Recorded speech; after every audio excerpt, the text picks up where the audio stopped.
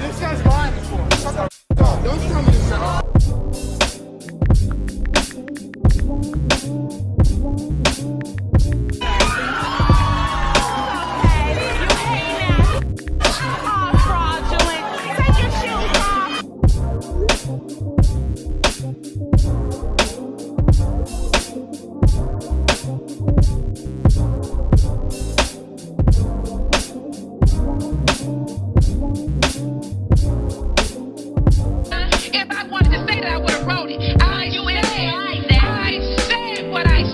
been in love with since I was 22 years old.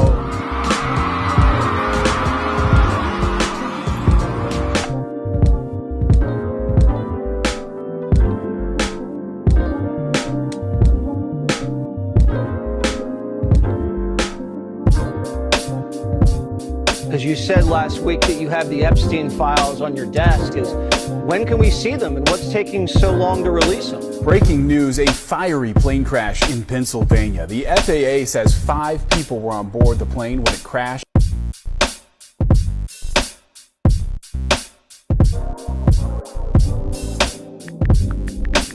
I do partnership, not ownership. Sure. You're not my property. I don't even want to own you. I want to partner in this situation.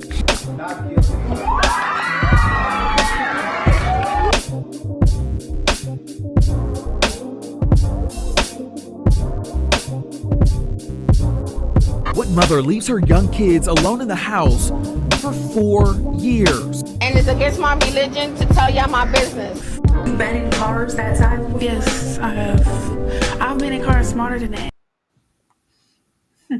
Hello, hello, hello. How is everybody doing? Happy Saturday. I was about to say Sunday. It is not Sunday. It is Saturday, and we are back with the Collective News. Collective News might be a permanent Saturday staple. We're still figuring things out, but it could be. Show some love in the chat. Let us know how you're doing, what's going on. Maybe some stuff in the chat that we've missed. Get to talking to us. We'd like to talk. Ashley, how you feeling? Hey girl, I'm here. I'm ready.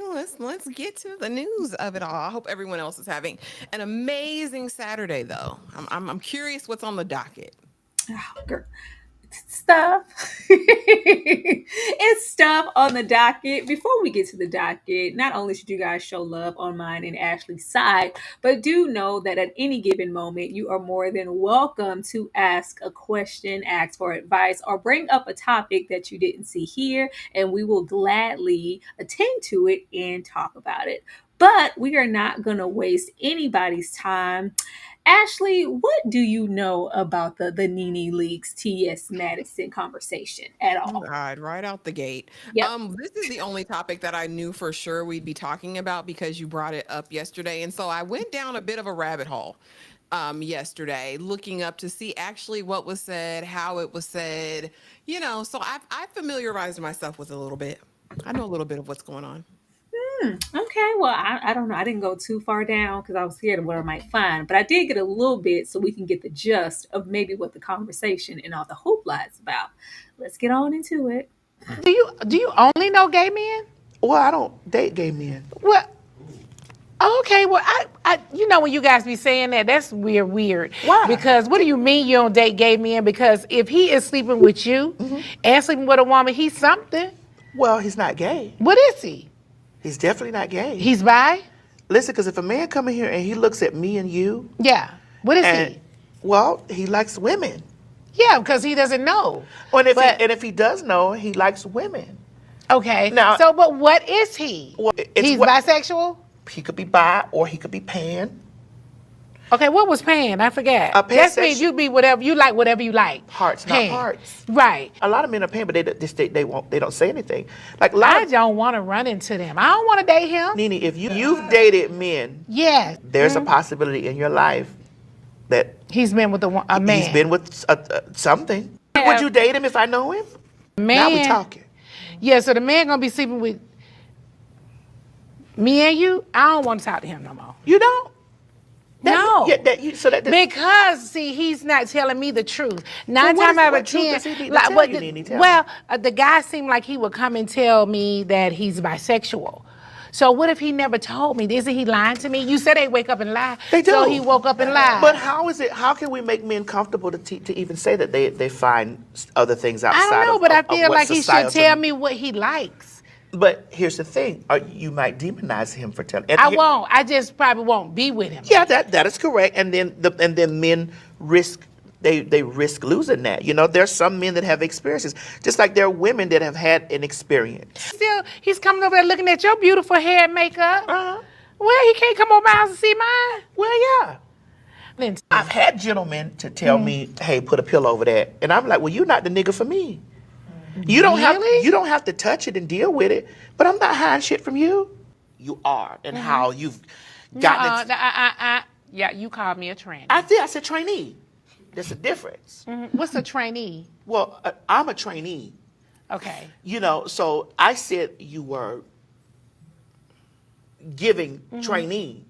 When you give trainee, you're giving it. Okay. You're giving it. Okay, put me up on game. I'm talking about trainee. Bitch, I'm talking about the girl that's going to stay because put me up on game. You know the trainees that are turning. These girls are staying in the heel. They stay in the lash. But you know, I didn't even care. I don't really care. But we were not because people be caring when other Nene, people this don't is the thing. care. I wanted to make sure I talked about this with other you. people don't. We were not calling you a man.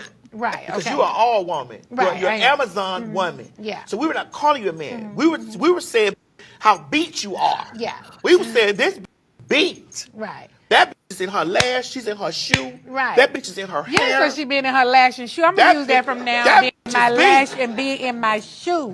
I'm gonna be from now on using it. I'm in my lash and I'm in my shoe. She's in her shoe. Yes. She's sitting up under that mug. Thank you. I'm in my wig. She's up under that hat. My lash and in my shoe. All right. Ashley? What? I'm not about to play with you. Girl, this is above my pay grade. This is above my pay grade, outside of the scope. What you want to know? What's the verdict? I want to know your thoughts on the conversation. And we have some people who really feel like Nene was out of pocket. And we have other people who feel like T.S. Madison was out of pocket. And we're just, kind of agreeing to disagree on the conversation around if a man is interested in me and interested in you, it's not the same thing. And of course, T.S. Madison's like, well, why isn't it? Even though I am a transgender woman who still has a penis. Ashley? Okay. So here's the thing. I think that we know that cis women and transgender women are different. Just period. And I think that that's okay to acknowledge that and respect that. On the other side of that, I agree with T.S. Madison that just as far as clockability is concerned, those two ladies are in the same room. A man walks in without knowing either one of them. If said man was attracted to both T.S. and Nene Leakes, I believe that he would still be identified as a straight man, right? Yeah. Well, Nene agreed on that part. Not knowing anything. However, I do agree that said man is no longer straight if he's with someone with a penis. I think that kind of puts him on the queer spectrum. But, I think the conversation, like realistically in Atlanta, Nene's lived there her entire life. Nene's been with a pan man, a bi man, a queer man, whether she knew it or not at some point. I'm fairly sure that Madison was clocking T in that very moment saying, I be with the same men you be with. And I think that that's very true. So I'm really confused about how the conversation went to this level, because whether people want to admit it or not, more men than we would think have either tried something or are currently trying things while they're with biological women. But yeah, I went down the rabbit hole. TS was being shady after Nene was being shady. Nene was being willfully ignorant in the moment. I think she was tiptoeing around what she really wanted to say. And my thing is, if you're going to say it with your whole chest versus like penny anning around it. And TS, when you called her a trainee, sis, you knew exactly what you were saying. You say Nene be looking like the girls, and sometimes she does. Like, no shade. Like, it is what it is. But it's such a nuanced conversation. And I think these are conversations that are good to have, because people who aren't a part of the community, don't have any experience with trans people, queer people, whatever, don't necessarily have the language or understanding of it. I think it begs greater conversations where people can be open and honest about how they feel about a thing. But again, this is just my personal opinion. If a man that I'm with enjoys another person, a trans woman who has a penis, may have breasts, but still has a penis, that man to me is not a heteronormative man. But that's what I would think. Yeah. I don't know. With these clips and the rabbit hole I went down, that just always seems to want to be space. And I don't typically get that off of T.S. Madison. She's normally on the opposite side in defense of, I know exactly who I am and what I have. You and I are not both the same. And it seems like here in this sit down, even though, like you said, Nene was trying it. And I just wish, like, this is your show, baby. What you want to say, what we know you're saying, just say it outright so we can have it docked. And it's like, well, no, I want to be PC. And this is not really the conversation to be that. There just always seems to be towing that fine line of, well, actually, we are the same. And if X, Y, and Z, as far as men, regardless if you were or not, it's happening. So why even talk about it? Like, it's like, no, there still needs to be a conversation about it, because I still need to have that choice. And there seems to always be some type of reasoning to feel like biologically as a woman, you need to just refrain from whatever choice you have because this is the day that we're living in now. And it's like, well, no, if I, willfully didn't know something, then that's different versus me going, oh, okay, you prefer this and that. Personally, I prefer to go the opposite way, and I don't want to converse with you on that level. I don't think that should be taken away just because outwardly we appear the same. I agree. I think that everyone should have bodily autonomy, and I think that disclosure is a part of consent. I can't fully consent to you if you're not disclosing what it is that you do with men or women. I think it's unethical to have a partner and actively be with other people or having ventured other places without disclosing that to someone. I just think that's being a decent human being. And I would feel that way with a straight man, a bi man, whoever. You need to be upfront about that.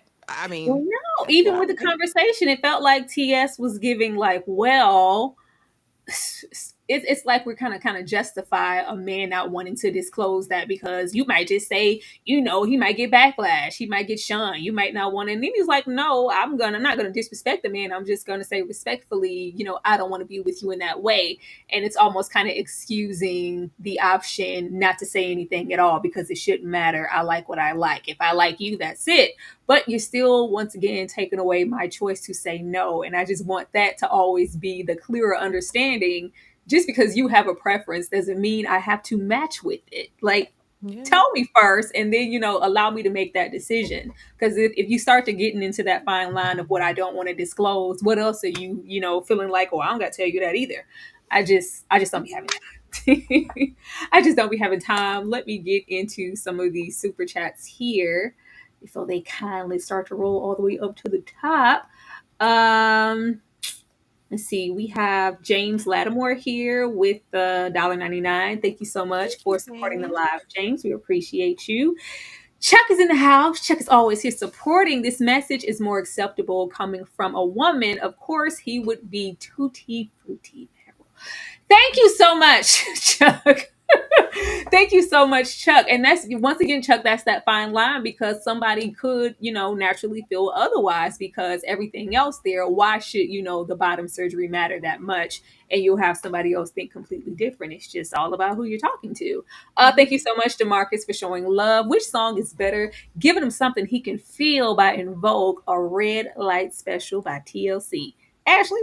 Thank you so much for the super chat, DeMarcus. I'm going over there with giving him something he can feel because living in a world of ghetto life, things can be so uptight, honey. Let me take you down through there. Shout out to our good girlfriend in Sparkle, but also in Vogue, and also Aretha Franklin. Listen, giving him something he can feel. Been down through them streets, and I love it. But Red Light Special was cute. It was a bop, but giving him something he can feel extra special for me. Now, as cute as it is, I'm a bump Real Light Special more than I bump giving him something he can feel. So I'm going over there. I'm going over there. As far as in Vogue songs, it is just not, my favorite. So, don't go as that bot. Don't go as that girl. But I love it though. I love it though. Absolutely. Thank you so much, DeMarcus, for showing love. Make sure I got everyone. I got DeMarcus here again, who asked, would a man be considered left-handed if he dated a hermaphrodite? DeMarcus, Ashley? please. DeMarcus, what do you mean left-handed? I don't know what that means. Is that some, and I don't even think it's hermaphrodite anymore. I think it's intersex. Is what they call it now. But I don't know what this means, DeMarcus. Would a man be considered left-handed if he dated a her? I don't know what that means. What does left-handed mean? Child, I'm gonna assume gay. I don't Oh. use these terms. Is that your answer? Is that your final answer, Well, Ashley? I think it depends. I don't know. See, again, like I said, stuff be above my pay grade, y'all. I don't have the language, the Yeah. verbiage, or And know it's enough. so hard to have conversations around this. Like, I have a whole lot of language I could say, but I can't speak to what may be insensitive to somebody else, so I just rather not. But I do know that this conversation was problematic here, and they were both being shady to one another. And it's, I just hate the divide between the two, because even with the like, oh, trainee, oh, you was beat. We were saying like, you were like, TS, that's not what you were saying. No, no, you just saying because I want to TS, blow. that's not what you were saying. There just always seems to be a divide, and us hating on the girls. I love the girls, like, baby, me too. One day, I'm trying to be, but that it just always seems to have to be a conversation around what's this and what's not, and something as easily as, I don't know, like, just hilarious having her moments with the girls, because don't equate me to that. I'm not that. Everybody's just constantly on the defense trying to protect their narrative, and there's just no solidarity nowhere. So it's always a strange conversation. But actually, anything else you want to share on this before we move on? No, that's all I got for it. Like I said, I really was trying to just understand fully both points of view. And like I said, I can get it. If a man saw, I mean, a lot of trans women are giving cis with, Girl, like, honestly, like, men too. unclockable. Hear me, unclockable. So I mean, just from face value, I think when you go from that into like intimacy and things like that, that's a different conversation. And like I said, outside of my purview, that's not a space I'm even in. But I do think Nene was being intentionally obtuse, and I do think TS was being shady on the back end. But I And also think that TS was offended by that. I do. I think she was offended by that. So I think offense kind of controlled or dominated the rest of the conversation. So we didn't really get to the heart of the matter. because it was instantly like offense or offended, when it's like, well, do you only date? Well, I don't date anybody who's gay. I don't date gay man. And Nene's like, but you haven't. Okay, the conversation stopped before it even really started at that point, and then there on after, it just was this. So I don't know. Thank you so much, Joshua, for showing love. This conversation takes me to when Malik Yoba came out and said he loves trans women, and he has been married and has kids. Child, I Let the remember that. girls tell it. Malik was on the set of damn under New York Undercover, booking the girls, paying the girls. So Malik been down there. He does Yeah. this. And once I don't think it's again, new. like, if it's no, shame to be had, and there's open dialogue, like, why give your wife, give people the choice to say what's what. I feel like if you have to hide something, then you're ashamed of it. To me personally, like, don't take that option away. Nobody wants to target you or shame you for your choices, or say one sex is inferior to the other one, or a bottom or a top surgery or whatever. But just be transparent with your preferences, and then people also hate that and feel like you're not entitled to know anything about me. I don't know. I think it's just up to the person. I know personally I would like to know. Why did face Ashley? What happened?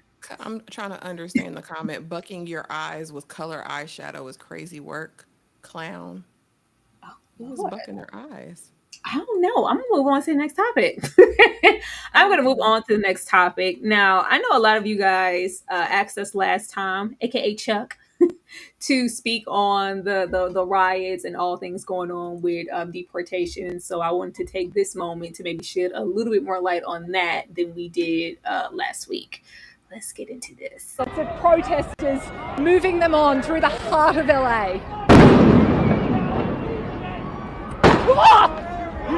Was mistakenly arrested by NYPD and ICE, leaving her 12-year-old daughter alone on the street.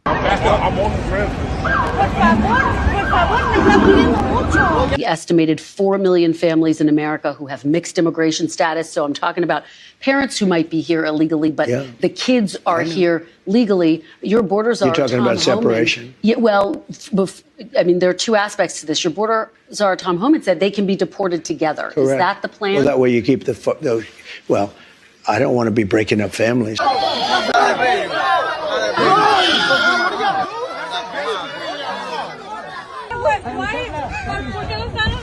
¿Por qué lo están arrestando? Why you guys arresting him? No hicimos nada. What do you do? No trae papeles que me digan. Show me proof. Show me proof. Where's the proof? Mr. Trump! Yes! Mr. Trump! We love you! Beyond betrayed. They used us. They actually, during the campaign, and I don't want to make this political, but during the campaign, the elected officials from the Republican Party, they actually told us that it was not going to touch the documented people. Baby Jasmine say, do you need me to do something? We asked y'all for a simple vote. We asked you to go into those voting booths and vote for humanity, vote for unity, vote for change, vote for freedoms, vote for equality. And you went into those booths and you voted proximity. Black people should not be boots on the ground within the next 4 years. I agree. Black people holistically shouldn't stray away from any movement that can help other marginalized groups, but being boots on the ground, physically protesting, is not the move for black people right now, in my humble opinion. I don't think we should be sacrificing our black bodies and be used as shields for the next 4 years under this administration. Yeah. Call you later. Good morning. Llewellyn Dixon is a 64-year-old woman who works as a lab tech at the University of Washington. She's been a permanent legal resident of the United States for 50 years. But when she returned from visiting family in the Philippines, ICE arrested her at the airport and held her in detention for 3 months. Tactic the Trump administration appears to be using to ramp up deportations. Here's how it works. Government lawyers terminate someone's case inside immigration court, then ICE arrests them outside for immediate deportation. Cancel, arrest, deport.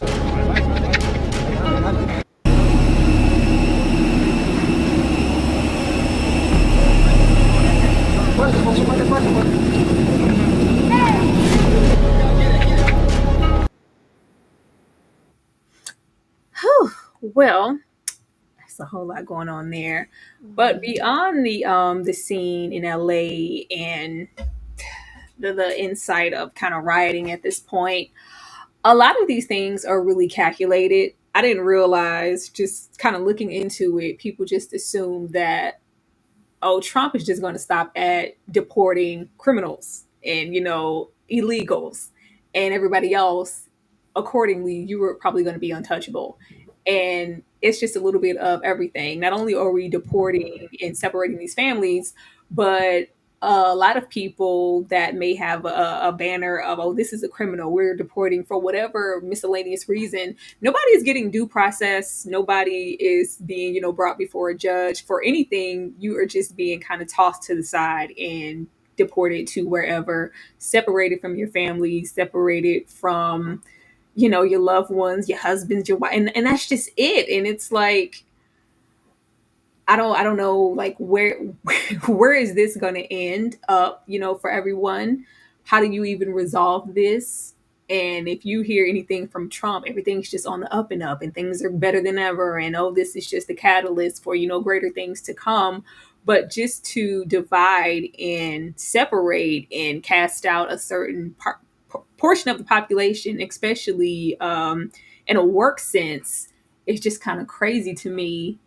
And I don't know how to feel about kind of the front line situation, because a lot of people want, per se, us to get out there and get active.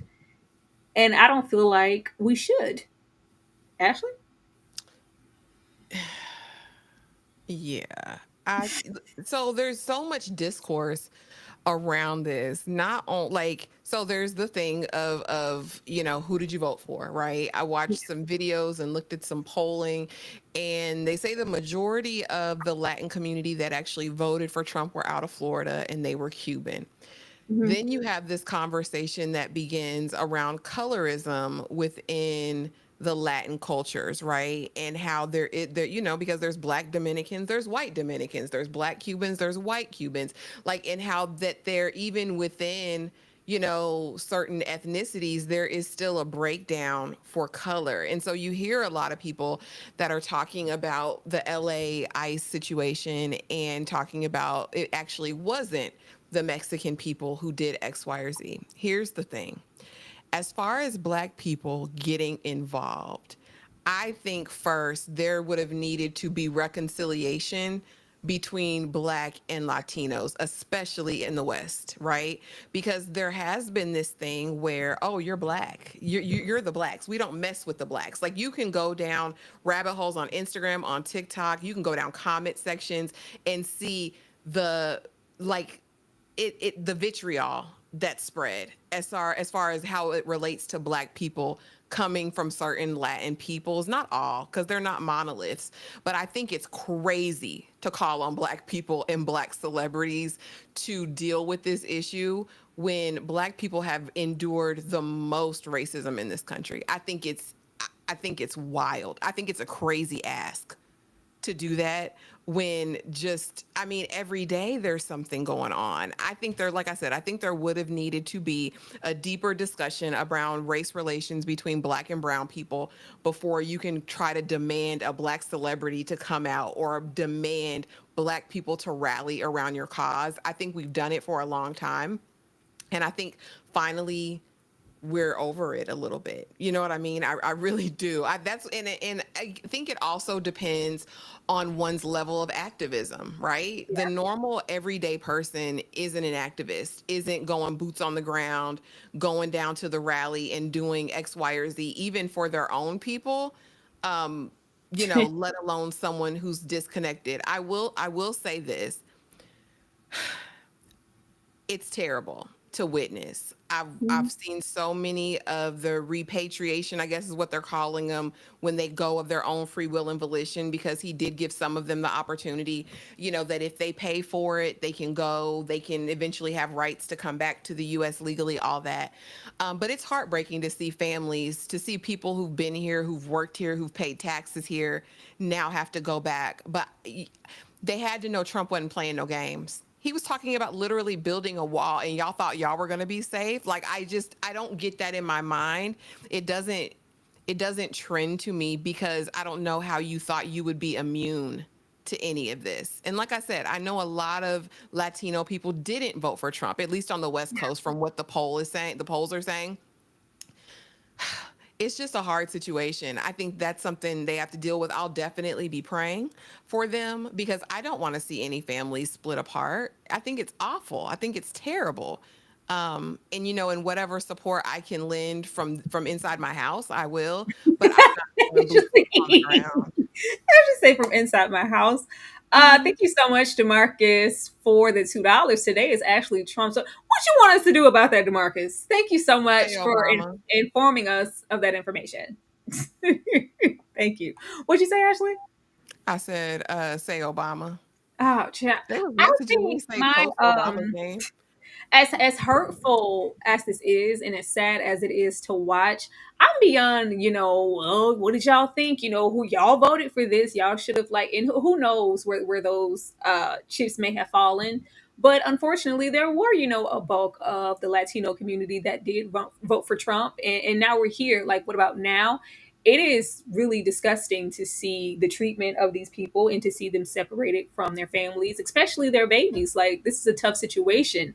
But what I don't appreciate is so much of like the fear mongering around the Black community, or the conveniency of, it's always convenient with plenty of marginalized communities when it's time to stand, or you need to, be boots on the ground.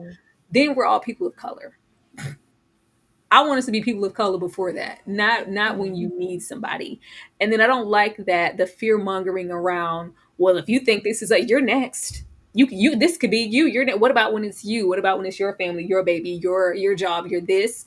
I understand that, but it's like, it's almost like a veil being lifted up to where, even with all the Trump talk and the bill and this, that, and that, Black people are sad.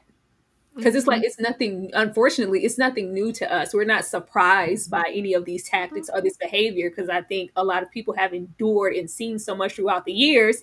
This is, a Tuesday. Whereas, when it's happening to another community, they're looking like, oh, y'all need to. And I'm sorry, I don't see, and I'm sure that there are, some, but I don't see as much solidarity or instantaneous, shield and boots on the ground when it's us. So don't ask for that in return. I think that's like unserious and hella unfair. Kudos to anybody, and pray to the Most High to anybody who found space to get out there. But the clip that kept getting copyrighted for some reason that I removed in Florida, that man said, "Yeah, it will be no rubber bullets. We will shoot you down where you stand." He said he would kill him dead. Yes, I will kill you. I will kill you dead. He said, "I will kill you dead."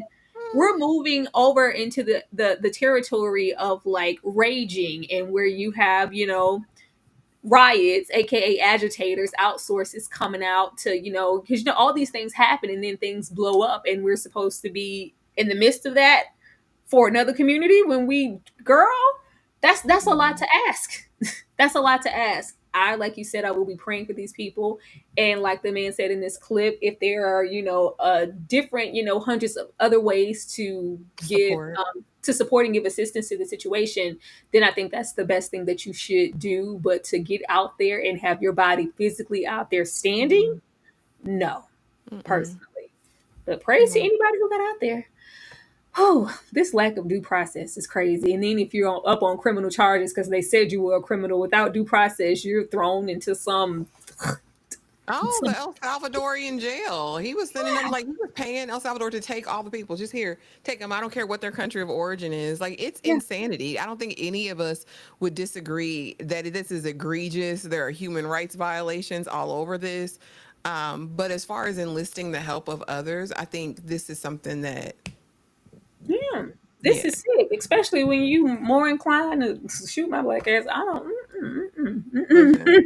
We want to go there. Anything else on this, Ashley, before we move on? No, it's just heartbreaking. I'm going to continue to pray. And like I said, if you can support in any way, like I know there's online ways to support different things, but take care of yourself. Yeah, take care of yourself. Let's try to figure out different avenues of support, and don't be hyper fixated on one community. Y'all need to get out here and there's a lot of people. And it is not just Hispanic people that are being deported. I mean, Haitian refugees, like Critical is talking about Rwandan, Sudanese, anyone is actually being deported right now that they can find that don't have their papers in order. So, I mean, I think people who are impacted, of course, and the families of those would be the first responders on the ground to, protest injustice. I think it would be naturally so. But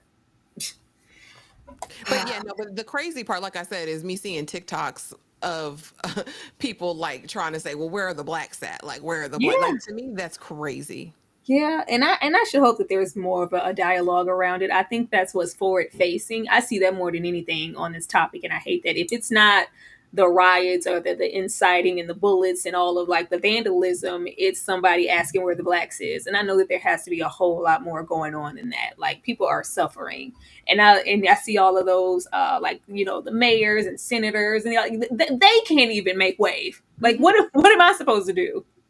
Yeah. They getting thrown in the paddy wagon with everybody else. Like, baby. But that's all I have for that. Make sure that you guys are running it up in the chat. We're going to take a little moment. Remember that you are more than welcome to add your voice to the conversation, and we would love to hear what you have to say. Bamboo sticks all in the Jeep. It's a new weirdo every week. Put it up for my seeds. No trip for the IG. Just trying to have a good time. No trip for the IG disease. Do anything for club. Do anything for club. Do anything for club. Do anything for club. You know you asked for this, right? They do anything for club. Do anything for club. Watch your mouth. Watch it. Stay in your place. Get out the way. Then your ass can pay. No disrespect. We trippin', but we love, yeah. Swapping out cars from my. I bought her the Lambo, she bought me the Ray. Swapping. Practice, make breakfast. You know you asked for this, right? Out of the state. Out of the state. Then I get the bills about. All right. Welcome back. Thank you guys so much. Ashley, do you know anything about Timbaland and his AI artist? No, girl, what's happening? No. Well, Timbaland, Ficky. Timbaland, the producer, is making headway, and he's not going to be the first or the last to kind of have this AI artist or presented. He's just the first one, especially in a producer narrative on the mainstream in a big way, to co-sign this. And this is kind of what people had to say about it. Okay. What's going on? Even about the money, it's about the fact that we're conditioned to not value ourselves or our music, and we're so comfortable living in this area where we're just doing what we're told. So Timbaland announces new AI entertainment company. Boo, tomato. Then reveals Tata as first artist. It's a nah for me. This is a slap in the face with a Timbaland boo by Timbaland at this point. There's real people out here who sing and songwrite and rap and produce and do all the things really good, and you want to play Sims and create iRobots. I'm confused. And you know that because you be reviewing people's music on your stream and giving them feedback. So why are we creating Wallies and Karens from SpongeBob at the Chum Bucket? I'm confused. It's giving plankton. And Timbaland is really a legend at what he do. So for you to be encouraging AI, knowing that it's taken away from real creativity, is crazy. AI and music. Here are my thoughts on Timbaland and his new AI company and signing his first AI artist. Now, coming from someone like Timbo, which is not only shocking, but it's also like a gut punch. There's been a bit of controversy with Timbaland recently. There's now a clip of him circulating online where a producer was playing music, Timbaland found it, Timbaland was jamming to it, and now Timbaland is using that producer's music, putting it through his AI software, and producing a new tune.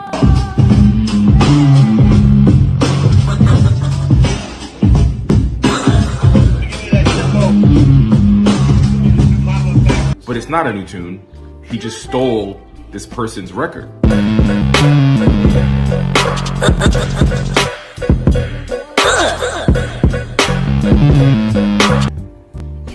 Wait a damn minute. That's Tata. What's up? Hey, respect to everybody here. Hey, John, I respect you, bro. I respect. Hey, look, the reason I brought you here because your post is crazy. No. He didn't. We got it. I mean it. We got it. All right, we're gonna stand on it in the chat. I mean everything about it, bro. I'm not double backing on it. Respect to your legacy, I would say. What I view this as right now is a betrayal to artists everywhere, bro. What you're doing is you're backdooring us. You got into a position of power, and instead of choosing to unionize and fight against this AI, which I'm not stupid. I use ChatGPT to script out screenplays, things like that. I use ChatGPT on a daily to think of content ideas, to do the menial tasks, the meaningless tasks that a robot should do. I'm a spiritual person, and I believe that artists all are tapped into a divine entity, right? When you go and you start creating and you allow some fucking robot to come in and finish your song, you're cutting yourself off from the divine. And let me not even get that deep with it. What I think you're doing is you're doing something that's, in a sense, demonic, bro. And I know it sounds... Now he was gonna go on and on. But yeah, Timbaland is feeling like this is the new wave. If you don't get with it, you are going to be left behind. Um you I'm not gonna be left behind as a producer, as a DJ, as the, coming of music. Like Timbaland is so talented and prolific in the space. It means so much that he took on to partner, I think it's Sonu, this company. And not only that, but signed this AI artist, and it's A pop, not K-pop, A-pop. I'm not gonna be dealing with, any sense of a real person anymore. I'm gonna do this. And not only that, anybody who has their own beat like we have here demonstrated, yeah, I'm gonna run it through this AI situation and create something new. And I love this beat so much. And I also think it's weird, Timbaland has his YouTube where people like cash app him or super chat him, and he listens to their beats and tells them whether or not it's good, and he's using those beats as well. I don't know what the hell's going on with Timbaland. Timbaland's always been kind of odd to me. He's always been a little weird one, kind of kooky in that way. But it feels kind of, I don't know, it feels a little desperate that he would be so accepting and ready to jump on the bandwagon for a cute check and present this AI artist, these AI beats, and do away with, all the instrumentation and actual real people. And I feel like if he co-signs it, which he is, what's left, for the next person to do it who isn't a Timbaland? Ashley? Yeah, this is predatory as hell. And it's very sad because with the advent of, GPTs and all of that we now have, there needed to be a legislation that came along with it. It's still very much the wild, wild west when it comes to generative AI, whether that's creating art, like physical media art, digital art, music, all of those things. I think this is completely unethical on his part. It makes me wonder how far disconnected you have to be to not remember the struggle that you went through to get on, or what your process looked like, or how when you were first starting and you made your first beat and you wanted to Over give it to there in somebody. Devontae's basement. That's what I'm saying. It's like, how can you be so far removed? And now you're going to take these people that are paying you to give them a critique, to let them know how you can improve whatever. You're going to put it into your AI beat machine, whatever, and then repurpose said beat. Or after he told me it was Crazy. trash on the live. That is crazy as hell and so unethical. But like I said, you can get away with so much with generative AI right now. Like they even have plans that you can buy through your GPT that says this is commercially licensed for you now. Like, even though it was a creation of the GPT, of the AI, you can now use it on your commercial products. Like you can use it on your t-shirts, on your logo. You can do all of those things. And it really takes out the human component. I think this is dangerous. And I think something needs to happen before it gets out of control. But he's wrong as hell for this. This is like the rich getting richer, and he's being extremely greedy. And I do feel like what the guy was saying, although he was kind of on a tangent, he ain't wrong. This is very soulless. Like, you know what I mean? Like, I don't know. You think about the first time you heard a song and it touched your heart. That was a real person doing that. Now you're going to put in your idea into GPT. They're going to start writing your song lyrics. And, is it going to convey the same meaning? Like, is it going to come from those places when people were writing their hearts out? I don't know. I don't like it. I think it's terrible. I think something needs to be done. I don't know. I hate it, especially for his particular genre. Like you are based in these genres, and especially if you get into like something like hip hop, that is the least place where you're often going to have live instrumentation, and it'll be the easiest place to be subjective to. Oh, let me just throw a little AI on there. Let me just run this beat through this one thing, and like I really don't think it's going to do well. Like Chat GPT and AI and all those things, it's always an amalgamation of other things. So if I say I need make me an 80s beat, you're gonna go through different 80s beats. You're not gonna give me something per se like solely original. You're gonna pick from, oh, okay, these are the most popular things and this is what I came up with. That versus, a new up and comers, somebody who could have given opportunity to, whether it was a beat maker or an artist, you're taking that away so you can present us with AI pop. All right. Well, else. Kita Cat, I do think it's different because there's different things you can do within generative AI with a prompt and your creative thought. That's not what Timbaland's doing. He literally took somebody's beat, uploaded it into the system, and they made a few modifications, and now it's his beat. Yeah. That's completely different than his thought material going in and saying, you know, I want this to be the chord, I want this to be the regression, I want this to be the key, and all of those things. No, he literally is taking people's beats, uploading them that somebody sat there for hours probably and made and paid him to review it. He's said taking said beats, uploading it, they're making a few tweaks, and he's going on about his business. I And don't then think that no, I think that's the morally actual wrong. beat that was used in this clip, because he has his little modest things from those innocent people on his live streams that are sending their beats. That beat is in connection with, you know, like SoundCloud, and you're trying to get discovered and you're uploading your beats. I think it's Sonu. He is partnering with that company for this AI situation. So Timbaland is going through a lot of people's beats and just like, oh, but it's like, yeah, you're Timbaland. Somebody's going to, you know, touch and mess with your beat long before whoever actually made it gets discovered. Like, why would you try to take money out of people's pocket? But I think they're already doing it, Tyra. I think they've Yeah, already they done are. it. But They've it's already done Timbaland it. though. I know. It's Timbaland. Like, it's a whole different thing when you do it. Oh, okay. Now you're really giving it a cosign. Thank you so much, DeMarcus, for the $2. People love taking ideas because they can't be creative. Coming from, like, you would think one of the most creative beat makers of any generation now, like you top tier, and you out here moving like this. I don't know. I really hope it sucks. I really hope it does bad, and I don't even mean to be like that. Huh. But I have some topics coming up here because I was like, you know what? We're going to go over there and tell them. I was like, no, R. Kelly does not deserve any conversation. You trying to get Trump to pardon you and let your ass out. No, no. But I had a heavier topic I wanted to talk about on the end of this. So we're going to have a little, we're going to have a little break in the middle to have a little kiki and get into some other stuff first before we get into the heavier topic on the end here. Ashley said, Lord Jesus. Industry needs an overhaul, period. Here we go. After last night's show, it's an indicator that we just need a complete reset. Like what are we doing? Are we allowing this to happen over and over again and wonder why the gospel music industry is dying? Come on, man. In order to have something different, you have to do something different. So we need people in the room that know gospel music, that's in the trenches of gospel music, that's advocating for the genre as a whole and not one particular person. It's already a small genre. So it's hard for us to watch the Dr. Bobby Jones Gospel Award being given to somebody that's not in our space, right? No disrespect to the artist, but that's not the space she's in.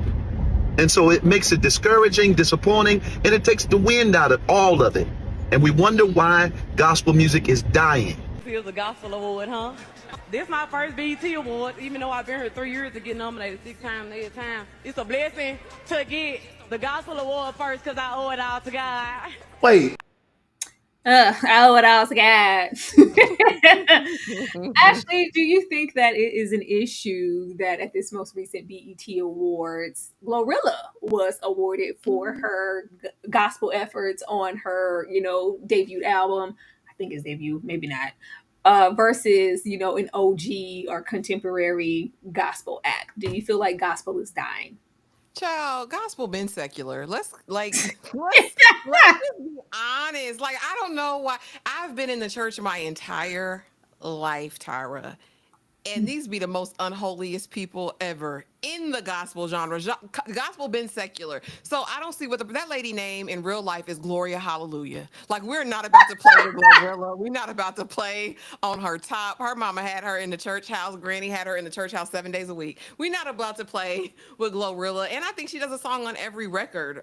You know what I mean? Like, it's not a surprise to me. And I think of all people, Dietrich Haddon to have something to say with it, who was filled with as much hell as he possibly could have been, screwing, sucking, fucking doing all kinds of wild things, professing holiness. Like I get off of it. Yeah, they gotta stop. They have to stop. My thing originally, gospel was the precursor to, you know, so much music that we have, especially in the Black community. But there was a separation because gospel was supposed to be about the good news. You know what I mean? It was supposed to be X, Y, or Z. It was supposed to be set apart, right? It's not been set apart for a very, very long time. So this is cap. I think this is selective outrage. I think it's late. I think it's not even relevant, honestly, at this point, because we're not going to talk about Bobby Jones. Have y'all ever watched a Bobby Jones gospel hour or seen who Bobby Jones is?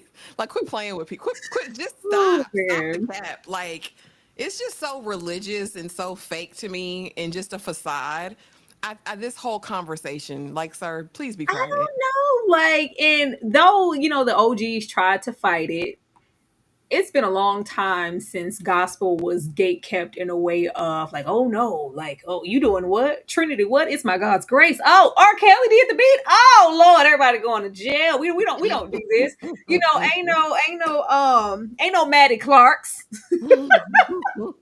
rolling up telling you to, you know, cut that down. There's just been so much intertwining. You know, I love God. You don't love God? What's wrong with you? There's been such an intertwining of the genres to where sometimes it'd be like, this one of them. I thought we was holy. It's not holy I anymore. thought we was outside. This thing, I was like, oh, okay. But it's hard to kind of go between the two because you want to be contemporary. You want to touch that younger audience who may not really be chiming in with the gospel music. Child, me personally, if it was made, you know, after 2005, I probably ain't heard it. But you know, we're trying to touch the youth, so that leads you to lean more into that hip hop narrative to get your gospel out there, and then, you know, you're featuring on this, and then you're on that, and then, you know, we're not too many shakes away from being your everyday average R&B artist who just happen to, you know, I love God, give it to me, Jesus. Okay, it's girl, what? It'll be, you know, that intersection is really close now, but just the fact that it was him, I was like, boy. I can't take him serious. I cannot. Listen, I can't do it. I can't. And you're supposed to be the delegation on holiness and gospel, sir. Please stop. Please stop. It's like you tried it, but let's move on. because nominated 6 times, 8 times. It's a blessing to get the gospel award first because I owe it all to God. Wait a fucking minute. Talk to us for a second about your relationship with country music, because I feel like we just kind of got you. You haven't, you know, you didn't grow up here in country music, so kind of tell people, you know, kind of introduce yourself to them, and then tell them how you arrived in Nashville. What brought you here? Yes, I did grow up in country music. You do this all the time. I did grow up in country music. I'm from Memphis, Tennessee. I got a scholarship for yodeling. That's how I paid for college. My start to you, to be seen to you, has been when the Judge people themselves reached out to me to go and pay Naomi Judd tribute. That was the first tape I ever got, and that was Love Can Build a Bridge. And it's always been a thing for me. I was told I could not sing country music because I was Black, but it was something I had always been doing and will continue to do. I'm born and raised in Tennessee. I didn't fly here. I grew here. You grew here? Yeah, I grew here in Tennessee. And I am so happy to be able to sing the songs of who I am and what it is I want to. So I'm happy that people like you are just discovering me, though. And I'm happy to be here for that. So happy that you have. We're not just discovering you. We just haven't heard you on contemporary country radio yet, right? Well, you don't hear a lot of women on contemporary radio, period, right now. That's okay? Right. And you really don't hear a Black one. But you're you about will. to, right? You're about to. Yes, you will. So tell us about the music that you're working on. The music is absolutely amazing. I was told. No, baby. I once the clip started and just that condescending tone from that lady, I thought shaking the table came show was gonna pop out. She handled herself very well. You know what that is? That's growth. That's growth. This was a very classy read, but we do know, even though there's been this explosion, especially on Beyonce's side with the country album, there have been, you know, many of Black artists trying to go into country and are actively country artists and they are not able to break through. Talk about a genre of music that gatekeeps and there's like a color line. Country is thick there. But for this lady to ask Kay to be on her platform, ask some questions. Well, like, do you know me at all? You clearly know enough of me to know a little bit, but don't tell me like, you just got here, you're just coming out of nowhere. Like, don't be condescending towards me or my efforts or music. And this was just some of it. Kay went on to talk about her college years and go, I went to school for yodeling. I've been in these country streets, okay? Just because you just met me does not mean that. But Ashley, how do you feel about this conversation and why, of all the genres, because we was over there as a stepping stone for country as well, is it gate kept so hard? And should we do the same with our music? You know what it is. Country music is our music. And that's the kind of the sad and crazy part of it all. Like, country came from blues and it came from black people. Like, all of the music in America has come from us. But we know what it is. It's a good old boys club now over there. I will say this. When K. Michelle says, lady, you do this all the time. Apparently this interviewer or radio person, whoever this lady is in Nashville, tries people on a regular basis because she said, you do this all the time. Like, no, you know where I'm from. You know I'm from Memphis. You know I didn't fly here. I grew here. Go ahead, K. Michelle. K. Michelle has been wanting to do country for so long. I'm happy she's forcing her way in. I do think that there is, like I said, a good old boys club. We've seen performances here and there for some legendary artists back in the old CMT days, Country Music Network. I don't know if y'all remember that channel. Used to play nothing but country music. And as far as the CMAs, we would see black people here and there. But as far as fully embracing blacks within country music, we just haven't seen it. It's something I feel like they co-opted, hijacked, and owned.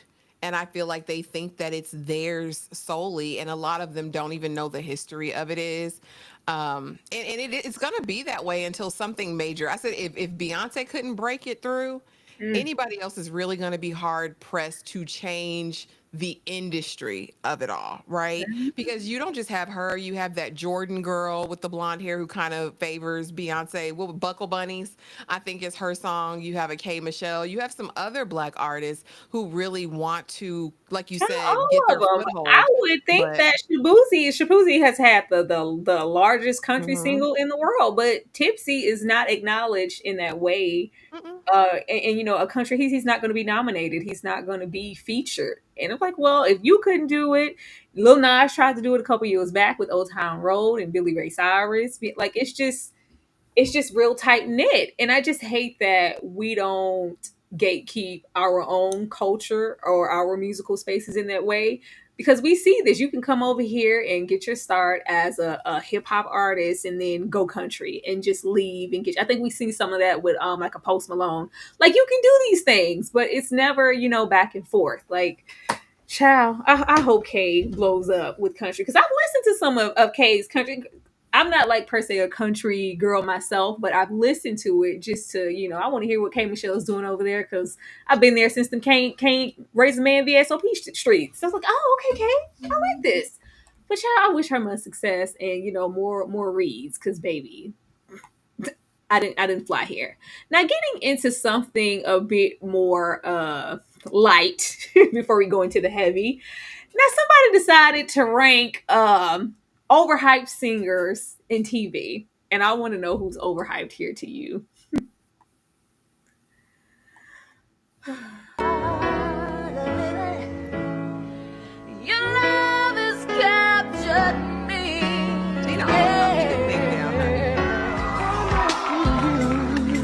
Treat me this way.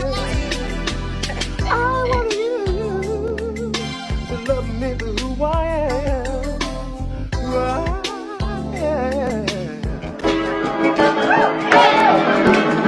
Springs in the air, there's magic everywhere when you're young and in love. Life seems to be come bring me your softness, comfort me through all this madness. Man, don't you know with you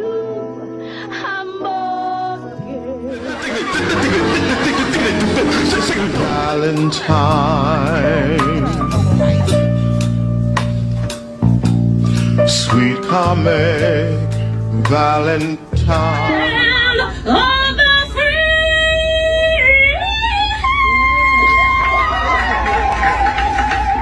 And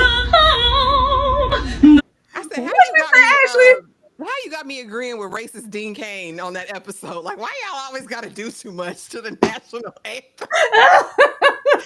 Oh, they always butcher it. Oh my God. They always bringing their asses in here. Are any of these people overhyped? Or were we doing the most? Okay, hold on. I'm trying to remember everybody who was on here. Gina Waters, absolutely. Now, I'm not going to knock Tisha Campbell because she started on stage and she sings like Little Shop of Horrors. To me, is her best vocal performance. When she don't sing with Keith Washington over there. Overrated, Gina. Kim was not overrated. Come bring me your sweet. Kim was not overrated. Kim was cooking over there.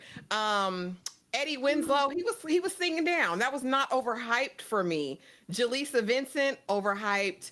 Gina, overhyped. Kyle Barker was singing down. And I'm glad they didn't put in the Honeysuckle Rose clip because you could never deny he was singing his face off. Somebody said, who the hell told Kyle he was Al Jarreau?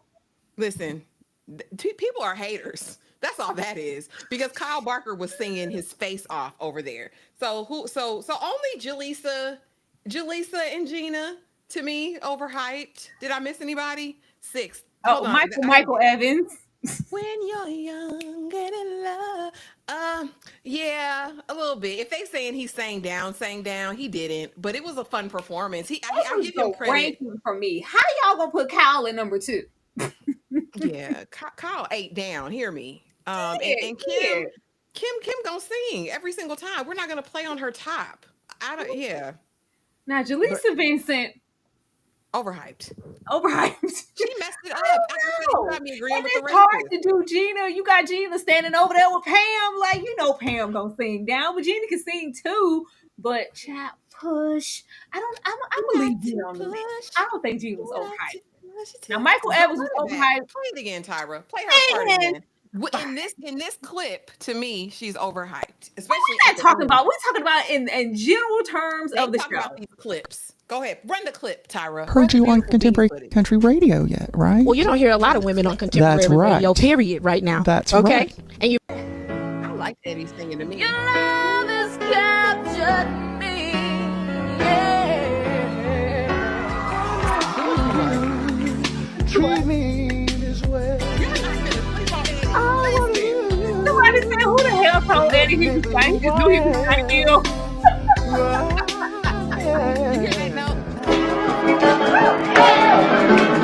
Springs in the air, there's magic everywhere when you're young and in love. Life seems to. I'm not gonna play with y'all the way, baby, you could tell Jaleesa she wasn't singing that Mr. Cooper theme song with En Vogue. Couldn't tell her nothing. Or when she and Whitley was doing their doo-wop bop bops for Patty, or not Patty, Gladys. I can't help myself. No, they was having a good time. Good funky time. Which I'm not gonna do is put Kyle Walker at number 2. I thought that was trash. That was. But leaving the lighter, I'm glad we got a breath. We're gonna get into some topics oh Lord. I have been down the not so much the rabbit hole, just been in the city. There has been an uptick in the South of STDs and HIV. Oh God. And yes, get your water. And I wanted to have a conversation about it so we can see where the disconnect is and what the hell is going on. But let's watch a little bit here. We ain't gonna go back to Chicago. Oh Lord. Just a poor ghetto girl from Cleveland. Last week I had several patients coming in finding out that they're HIV positive. And y'all keep making these posts and these jokes, and it's not funny. Like, this shit is ruining people's lives from their early 20s to even as old as 50 years old. Stop playing. It's not funny. It's nothing funny about it. And you want to know what's so crazy? I seen a video of this gay dude on TikTok. He's a viral dude bragging about how he just moved to Houston and he just met somebody baby daddy, somebody trade, somebody thug drug dealer, and he let him fuck the shit out of him first night because he grown and all of that, and he sent him on about his way. Y'all think this is funny? You know how many download men it is out here playing? It's not funny. Ladies, strap up. Because these dudes is disgusting. Everybody strap up. Now, I put this gentleman here because he is open about his diagnosis. But in his chat and in his DM, there's always a group of women just willing to buck the system because of how he looks aesthetically. And I'm just like, the ball has been dropped severely, but let's play this man here. Now, you do have a sector of people who were rather shocked because that wasn't his content, or he didn't really even just speak on it before. But now that he's out, it's a bunch of I don't give a damn what's going on. Like, yeah, I'm still trying to be that way. You don't even look like you. Like, we're really back to where you don't look like you have anything. That is terrifying. That is terrifying.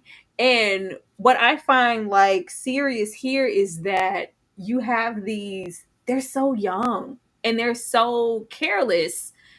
And it's really terrifying to me. Like, I just right. And this is just a PSA to those that are not HIV positive. Yes, disclosure is my choice. When I disclose and how I disclose and who I disclose to is up to me. I find it so crazy how people are telling me that I need to disclose before I go on a date, that I need to disclose before I kiss somebody. This is the craziest one. Before I even tell them my name. It's not happening. I don't think that it's my responsibility to tell someone that I'm HIV positive if they are treating me as if I'm not. Your health is your responsibility. Adopt the mindset of medical practitioners. Assume that everyone has something until they prove to you that they do not. Why are you kissing a stranger or trying to kiss a stranger that you just met? 7,000 people have been tested positive for HIV in North Carolina. 37,000 people have been tested positive for HIV in North Carolina. Imagine the people that are not getting tested. And it's a lot of you motherfuckers that won't even go to the doctor and get tested. I really forget I have HIV. Like this weekend outside all weekend with my friends, had a great time, and now I'm a nasally mess. Never fails. Every time I go outside the whole weekend, I end up sick with something. And it sucks because I'm literally 23 years old. Like, I want to go to the club with my friends, I want to have fun. Data from Harris County Health shows cases of HIV and other sexually transmitted infections are on the rise in our area and rising faster than anywhere else in Texas. Tonight, Matt Doherty looks at which parts of the city are seeing the highest rates of new cases. He joins us live tonight in West Houston. Matt? Yeah, the study shows the rates of new cases are rising across the board, even among some diseases you may have thought were long gone. HIV, syphilis, gonorrhea, chlamydia, all of those. I need to know what the hell's going on. We're going backwards for some reason. And I know that there's always going to be a sector of people who are, I'm not getting tested. There's always going to be a sector of people who are willingly trying to pass these things around because I got it, you should get it. You know, people are just careless in that way. But it seems to be more rampant than ever. And with this new upchuck of just STDs in general, along with HIV, it is crazy. It is crazy. I went down what you call the rabbit hole, and I'm telling you, every single person I saw was between the ages of 17 and 23. I was like, oh my gosh. And they are expressing their stories and how they got it. And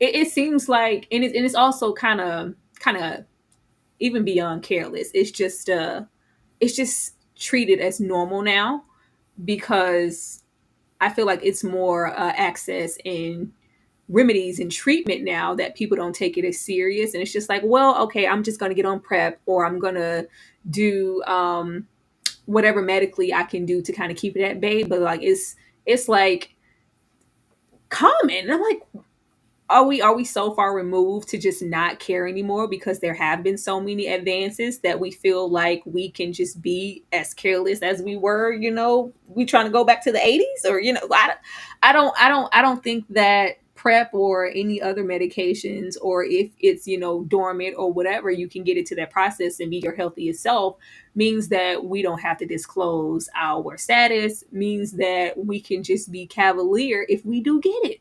This is insane to me. And it just seems like, and those are the people, we always know if that's the number, then you times that by 20, and those are the people that didn't even bother to go get tested. Ashley, what the hell going on? I knew something was super problematic during the vid. And you remember when there was the whole thing about like the monkeypox coming out? Yeah. And like even on the news, they weren't telling people to abstain or not have sex. They were just like, if you're going to do this, go immediately to the doctor. I knew there was a problem then. I was like, if people can't control themselves and just not have sex for any, God forbid you close your pocketbook for just a few minutes while we figure out what's going on here. I knew that, like, for whatever reason, a lot of people lack self-control, or they're just under the delusion that this isn't serious anymore. Like, oh, there's medication for that. Because you do hear people now that, their viral load is low, they're undetectable, they're living their life fully. It's not a death sentence like it was before in the 80s. And so they're just taking it just way less seriously. I also think that like the pervasive like hookup culture is just it's truly pervasive. I think that even older people now are dipping out, and I think that's why they were saying up to the age of 50, because they're dipping and tipping too. I just think it's incumbent upon everyone to get tested regularly, and maybe abstain. It's not wrong to not have sex until you find a person you guys can both get tested. At least, like Rico always says, check their my chart. Like, here, let me pull it up. Here's mine. Here's yours. When was your last test? How about we go together? I have a doctor. Let's go to my doctor. She can test us both, and we can just have that peace of mind and a surety. And then on the other side of that, you do have people that are married. But again, there's no guarantee. And before I would say go run and get on PrEP, which is, like basically a prophylactic for HIV. If you're on PrEP, it's just much harder and virtually prevents it. However, there's a lot of side effects to that as well. So, I mean, if you can, I don't see what the harm is in getting to know someone and getting tested. Like, That just sounds so innocent. Just get to know. Take your time, darling. Take your time. I mean, because you can't even know someone and they can still be whatever, but you can be on a regimen and you can have those things. I wouldn't rush to take any sort of medication. PrEP has a lot of side effects from what I've been reading and hearing online. But I think you talk to your primary care, you get involved in your own health, and make sure that your sexual health, that's half the battle. If you can make sure you're good before you're out there, use protection every single time. Like, there's things that people can do, or like I said, God forbid, abstain for a little while. Just close down shop. I promise you, it'll help you think clearly. I promise you, it can help you think clearly. And if you're married or in relationship, I think you should still be on a regular testing schedule. And I think your partner or husband or wife should be as well. Yeah, I think that's just being the OG realistic. stats still stand to where I've been married X, Y, and Z, and I've never been with anybody but my husband or my wife, and then we come up with whatever. So that still is a thing. It makes me fear for the generation underneath. If it's just kind of crumbling now, what about the next one to have the desire to go and Baby, get my friend is tested? a nurse in the insurance world, and she says you would not believe how many STI claims she has to go through for her senior citizens. These are people who are on Medicare. That means they're over 65, Tyra. In Damn. these nursing homes, I'm not playing burning. Do you hear me? The super syph, the super gonorrhea is a real thing out here. I'm just saying, wrap it up, get tested. I get tested and I haven't even had sex in like 2 years, y'all. I still get tested at my well woman visit every single year. just to be on the same. Run it all, ma'am. Run it, run it, run it all. Run And I've been everything. with the same person for a decade now. Still going to get tested. Still go. Not to, and I think people think like, well, I trust my man. I trust my person. I I trust don't my trust woman. nobody They would like never. that. It ain't about the trust. It's about your health, and you still, what does it hurt? Your legs already open when you got to go in this office. So go ahead and check in. But everybody be agile about going to get tested for everything. And I was also seeing that a lot of places now, I don't know if that's because of the new regimen and trying to cut down on things, they have to be very vocal about, yeah, make sure you give me the HIV test. They're not even testing for it anymore. Oh, Because girl, I my had to doctor keep. was like, here, take everything. Here's everything. She said, you want hepatitis C? She said, HIV, SIF, gonorrhea, everything. Test it all. I But see I video guess on it's the that she different. had to ask several times, like, did you do that? She's like, well, okay, well, yeah, because I thought you just meant, the general STD checks. Like, no, that and of course HIV. Give me everything, please. Crazy. Like, yeah, you got to be your own advocate, or they apparently trying to skip over that. Let's cut some costs wherever we can. And Weird. if you have Weird. insurance, y'all, this is part of your preventive care and it should be covered at 100%. Your STI testing is a part of family planning and it should be covered at 100%. You should not have to pay for this if you have insurance. It should be free. They can run the test. Make them do it. And then if it's scary and you're one of those people who, they are at rapid HIV home testing kits, you can opt for that. And then like, okay, at least I don't know I got the big one. Let me go and take my ass on down to the care. Okay. But please, y'all, just please, this place, sir, place. Like Go. Tyra said, have somebody go with you if you're scared, or like you said, you can do it out of the comfort of your own home. I think you can just mail it. They give you a number, Yeah. and you can check, They do. what it They is. do. They do. If you don't want to, get that, or you want to have, because if you're that in fear, you want to do it in the privacy of your own home, you can do that. But just don't, not do anything. And another thing, menfolk, because I've been seeing this online, and I know this to be true in real life. I have 4 brothers in real life. Do not wait until your partner is burning before you go to the doctor. Go. That is not she is not your STI test, okay? You having sex and her having a baby or whatever and she get into that doesn't equate to your health. Hold on, what Men, happened? child, they use women as their STI chick. They're like, oh well, the last chick I was with, she wasn't burning, she wasn't sick, she didn't get nothing, Oh, so I must be good. oh. No, some things lie dormant. Sometimes you can have things and you won't transfer it by sex to the other person. You Yes. can't even, sexually transmit it to your children. It's just a roll of the dice. Everybody is different. Go on So down men there and see about your mans. go. And you can even I mean, there's places you can do stuff anonymously, but sir, go yourself. Don't wait for her. You go Oh, baby. Well, and wrap it up. now getting into some light work. I just wanted to talk about that because I was like, what y'all trying to do? What is going on? Don't do that. I'm a mother.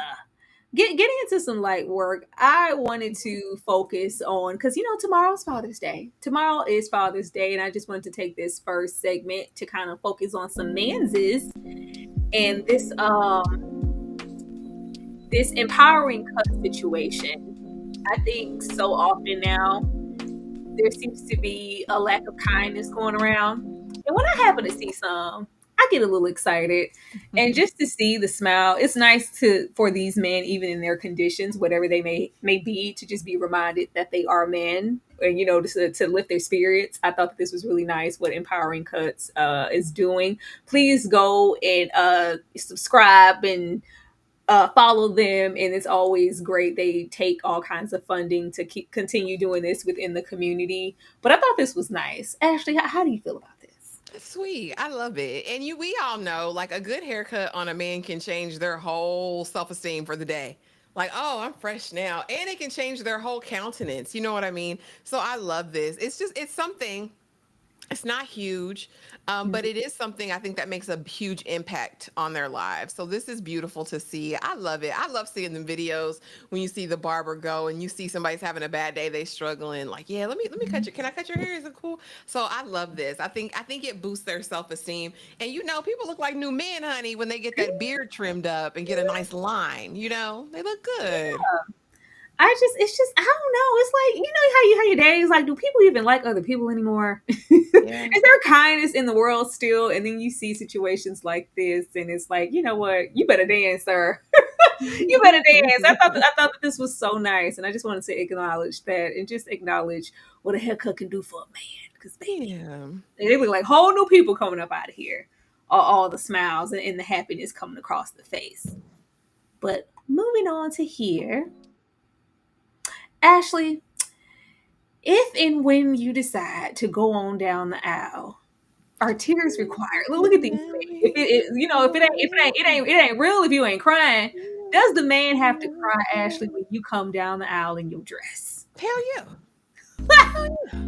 Baby, I'm gonna look so good. You better cry. You ain't do nothing else but cry. You better look down and cry. It better be a good boo-hoo too, like him. Like he had to, you see, let me shake it off. Baby, you look so good. Let me shake it off. You better, because I don't feel like it's real if you don't shed a little tear. Now, I don't want you to be up there all the time. We done talked about that. I don't like no man who cries all the time. Ma'am, you always putting a budget on the cry. Listen, but on that good day, when you see me, you best to shed a tear, because I'm gonna be that fine. And you got to be thinking about all the favor that's about to enter your life, the joy. You know what I'm saying? The how your world is about to change immensely because you're in my presence, because you're about to be one with the queen. You better shed a tear. You better understand the fullness of what you're about to get. I could preach it. You know what I'm saying? You better. It's I want us to both cry with an F. I want both of us to cry. Like, I see so many weddings, and it's like so stoic. Like, I'm like, you ain't trying to break down in this moment. Like, a part of me feel like it ain't real if you ain't crying. You know what I mean? That's probably not fair. It is fair. It's very fair. I like to fair, but I just feel like we need to be up here, like, because that means we made it. We made it, and we care about each other enough to even make it to this point. And this is such a commitment. Like, this is such a milestone, especially to me, for anybody who really takes the boundaries of marriage and the sanctity of it seriously. That's such a big thing. And if it's like you don't want to cry, you don't want to cry.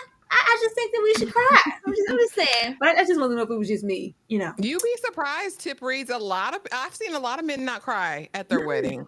I've seen a lot of dry weddings. Stand there real like, yeah. Who would it have been if it wasn't me? What? Yeah, she got the one. She tamed the beast. Yeah. Y'all saw that one where that man called her ugly on her wedding day and like acted like he was the prize. Yeah, that man on TikTok. He was like, but I'm the one who looked good. It's a blessing she got to marry me today. And he spent all the time with his groomsmen. Girl, that was on TikTok. That was a real thing. These fools try it. BS. That's how we're giggling.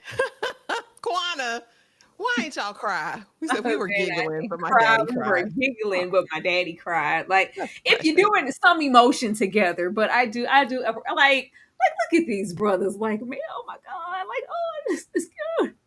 But I also wanted to acknowledge this social club here for daddies. I thought that this was so cute, coming up on Father's Day, and just in general, what these men are trying to do for each other. Now here it says propaganda. We're not falling for it. Boys will be boys, married mom single, the 6 weeks postpartum rule, toxic masculinity. My parents did it. So my parents did it and I turned out fine. Gender roles rest in laziness. Now we have this daddy strollers social club where it is Ashley, it is expanding, and it's not attached per se to a stroller. You can have a baby of any age, but they do have these stroller walks. But we have this organization, and they're broadening their span to collectively have dads mingling with other dads all about their kids. And they share information as far as, what they're doing, what activities are going on. Sometimes they all go out together, and they're trying to have different chapters in different cities. And I think that this is the most adorable thing ever. Like, look at them. Look at them meeting. Oh, God. But let's hear from the man. I have been keeping a secret. And no, we are not pregnant. I've been on this fatherhood journey for a while now. And one thing I have learned is that we are not supposed to be doing this alone. And that's why I am happy to say that I will be leading the Atlanta chapter of the Daddy Stroller Social Club. They are now expanding to 12 new cities all across America. On July 12th, we are launching right here, and we want you to be there. This is not just a stroll. This is a brotherhood. It's a space to connect, for dads to have real talk and to be present with our kids. We're not supposed to be doing it. What do you think about the Daddy Stroller Social Club? Ashley, can you hear me? What'd you say? What do you think about the Daddy Stroller Social Club? Oh, I just heard Daddy Stroller Social Club. The first part got put off. I thought you were about to say something else. This is adorable. This is cute. Like, I love it. I think black men, I won't even just say black men, but all men, especially fathers who may be new at it. Like, I believe in community, and I believe in like a group of counsel. You know what I mean? Like, so I love that. I love that they can have each other to bounce ideas off of if they have questions about fatherhood and all of that. I think this is awesome because you hear about Mommies and Me, you hear about, those kind of groups, but we seldom ever hear about fathers and especially black fathers. This is beautiful. I would rather them out here doing this than anything else. I think this is gorgeous, and the babies are benefiting from it. And I think we as a community, me and one of my play sisters got into like this debate kind of about this, about black fathers being present in the home as opposed to single parents. Well, I grew up around a lot of friends who were in single parent families. They were raised by their mom. She grew up where dads were everywhere. I think this is great just to see, just for representation, to know that there are a ton of active black men who are fathers and husbands. I love it. I think it's great. I hope they get to all 50 states eventually. Yeah, I just think, in the wake of Father's Day, myself being someone who didn't have like a fatherly presence as well, I think they're like necessary, like they're so kind of devalued in the narrative in so many ways, especially like in like a media sense, especially black dads. It's like, we don't need that. Like you see, and kudos to any, single moms, but we see that more than anything. My king, my one, the man in my, and it's like, I'm a single mom. Like, I rather see more of this than that, because one really outweighs the other, and you never know who's watching and who could see something like this and know that, I too can be a good father, even if I'm, currently not the best one. Maybe it's time to change. And a lot of these men get together. I think the guy who actually started the first chapter, it was like, okay, mommy's day out. I'm going to take the kids in the stroller. You have the day to yourself.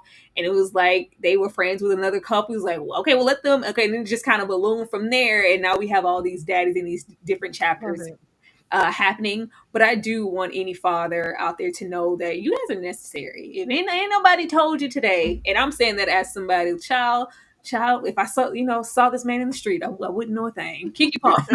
I wouldn't know a thing. I wouldn't, what the hell, I don't know I don't know, but I do know the value in it, and see the value in it, even if it's something that I didn't receive. And I want every single man, if you are soon to be father, already a father, maybe don't even want to be a father just yet, just know that you are valued and needed in the space. That's all I'm saying. Absolutely. We love to see it. Yeah, we got 2 more things to cover up here, and then we're going to get ready to get out of here, y'all. If there's anything else that you guys want to inquire about or say, please do so now. Because we about to, I think Ashley about to turn up on this next one. I'm not sure. Atlanta chapter of the Daddy Stroller Social Club. They are now expanding to 12 new cities all across America. On July 12th, we are launching right here, and we want you to be there. This is not just a stroll.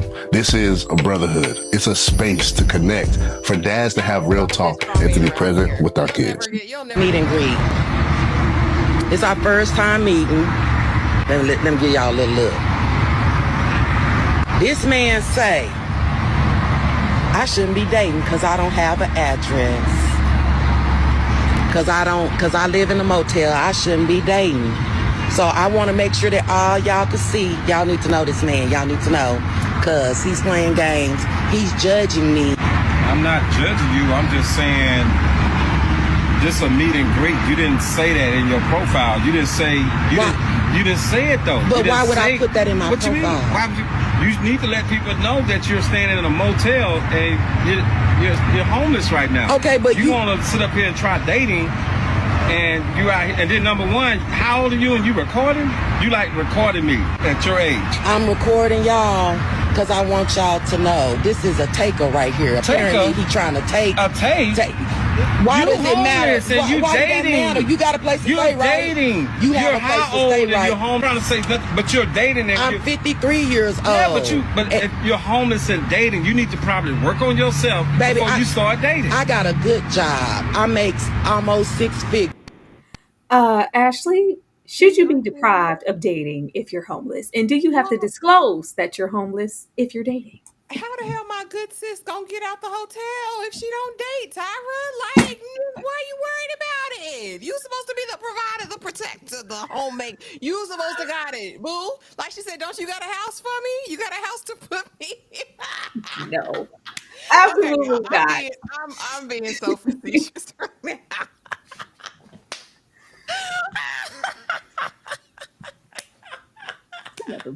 Okay. Listen, Auntie.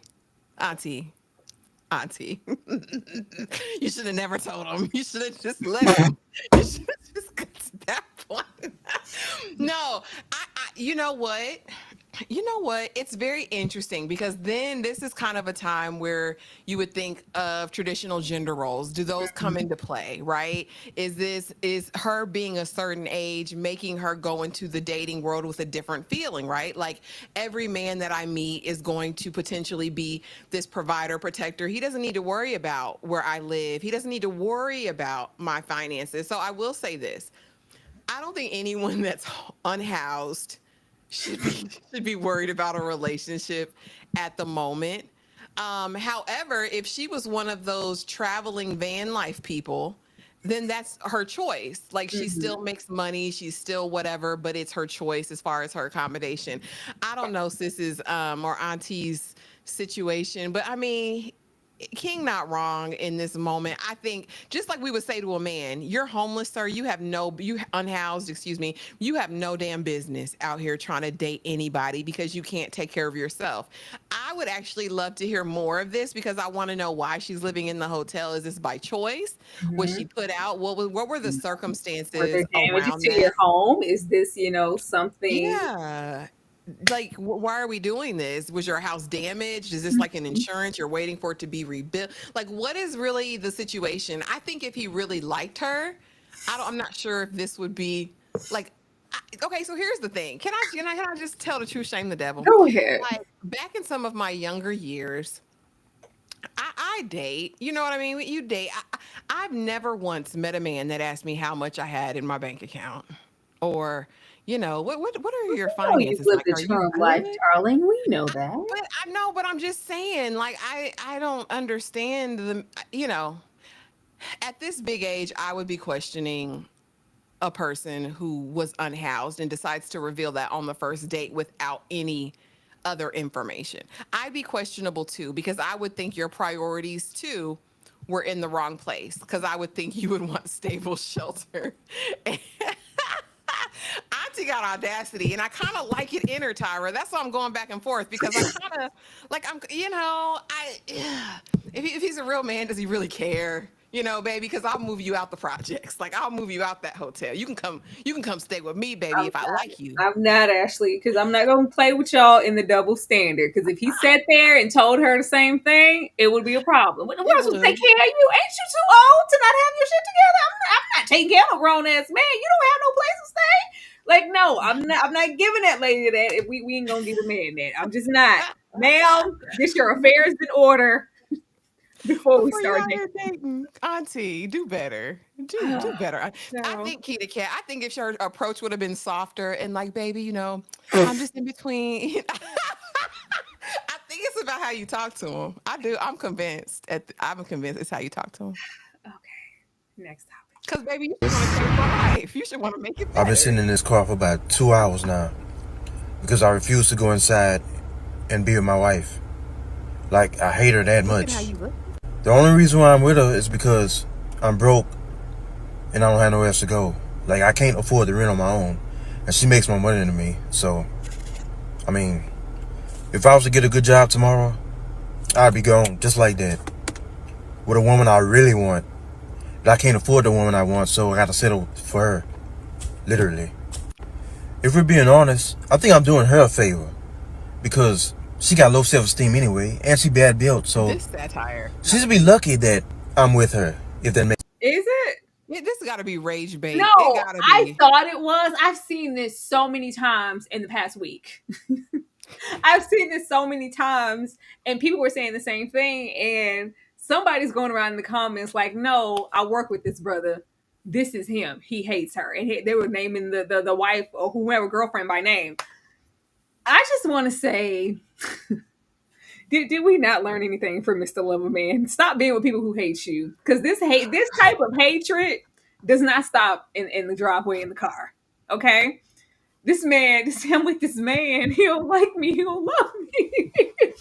Like, acknowledge when someone hates you and move around, husband or not. Like, how content? Like, this is dangerous. This is dangerous for you to have this much pent up hatred for me. Like, this is sick. I don't, Ashley. So here's the thing.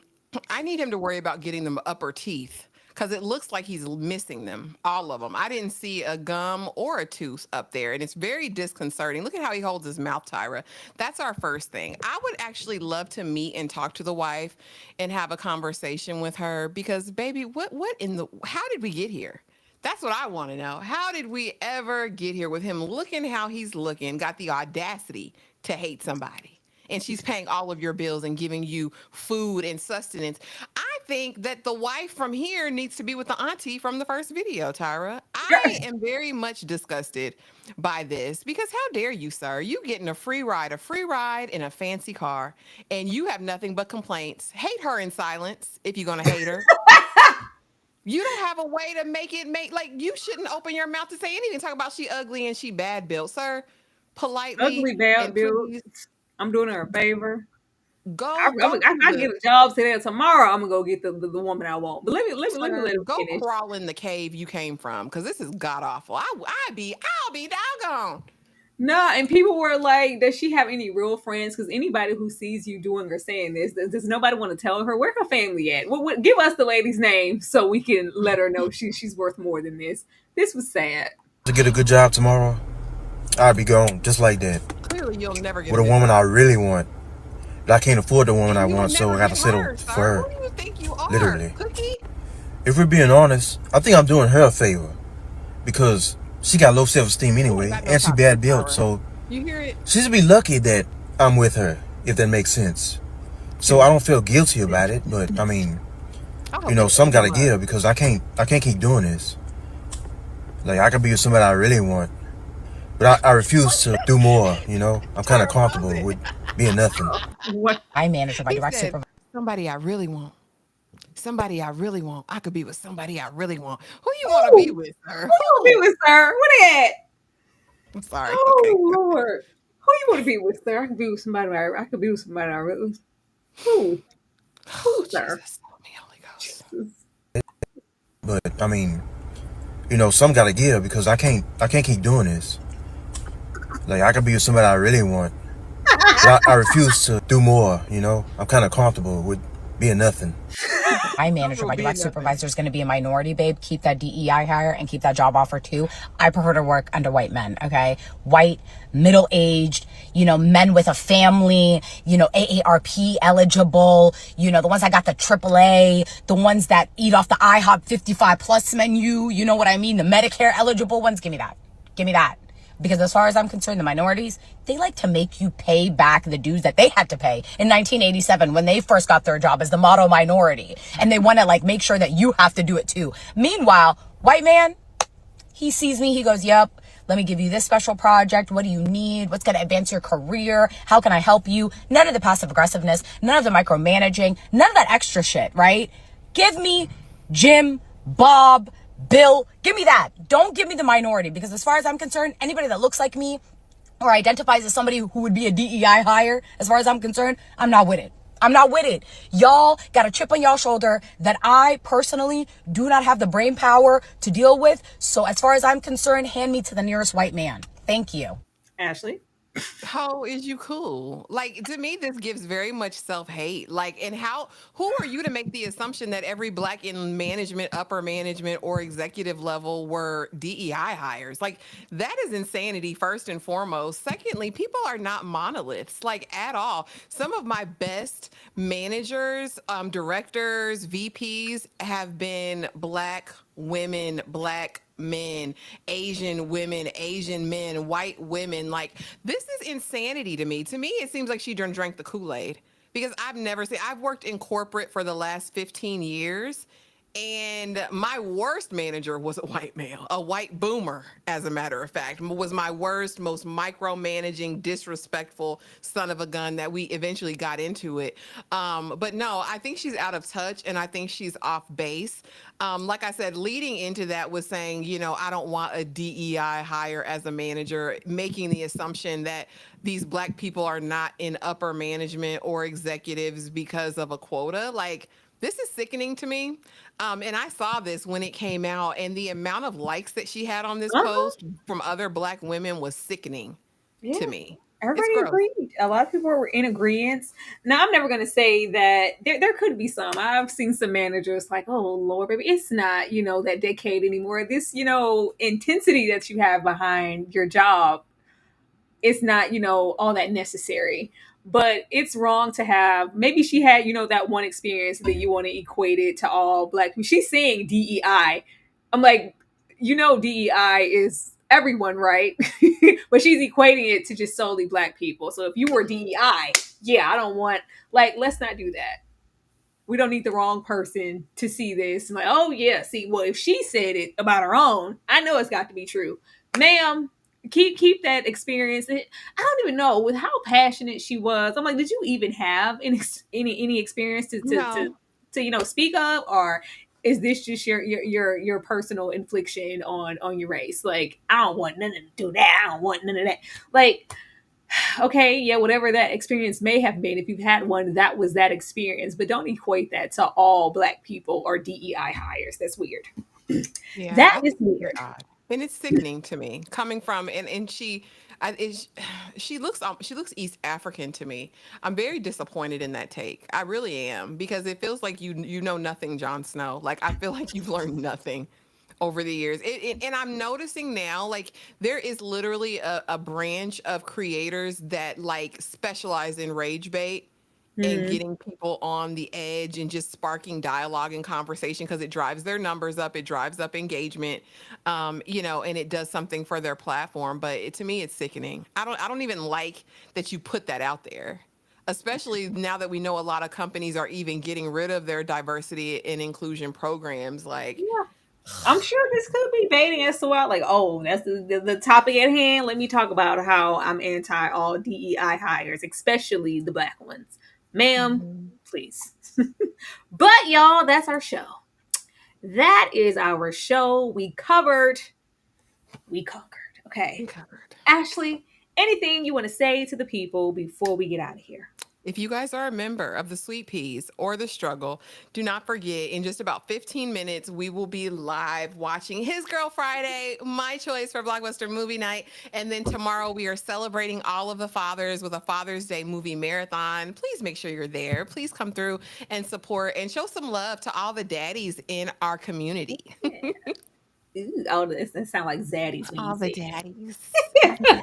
But y'all heard what Ashley said. Be sure to join us. Thank you to everybody who kept it live in the chat. We got up to 100 people tonight. We appreciate you guys for being here. And thank you so much for the super chats and the engagement, and just really, hopefully you guys enjoyed the conversation. Please drop down below and give your commentary, especially if you're rolling up on this on the replay. We would love to know your thoughts, because we didn't get them in the chat. But as Ashley stated, we will be back tomorrow celebrating the fathers with a good old marathon. Please join us in the afternoon. The links and all of the channel, all that stuff should be up on the channel already for you to click it. And we look forward to seeing you there. If you're a member, we'll see you in a minute. Everybody else, have a good night. Good night. Who's the man? You're the man. Strong, healthy, black man. Huh?